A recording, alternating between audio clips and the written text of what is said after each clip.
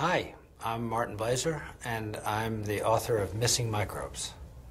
As a physician, I was surprised to learn that most of the antibiotics used in the United States are not used in people. They're used on the farm.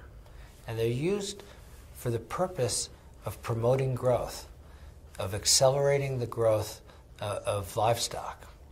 And this has been known since the 1940s, that low doses of antibiotics would cause farm animals to grow bigger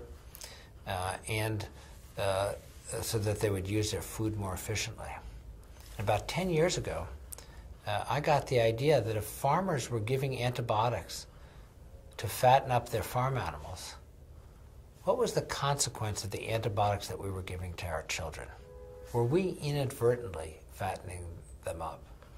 And that began a long series of experiments in my lab to ask the question in mice, if we give them antibiotics, will we change their development? Will we change how much fat they have? And the short answer is yes. We have shown that the mice given the same kinds of antibiotics on the farm become fatter.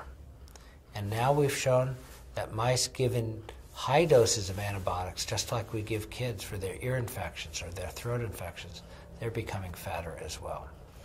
So through this work, we have linked the model of antibiotic use on the farm with our epidemic of obesity, which is growing all over the world.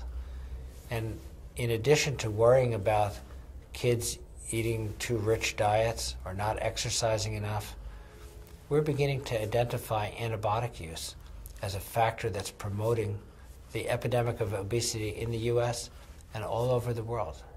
And it is interesting to note that in the U.S., some of the localities that have the highest rates of antibiotic use are the places where there is the most obesity.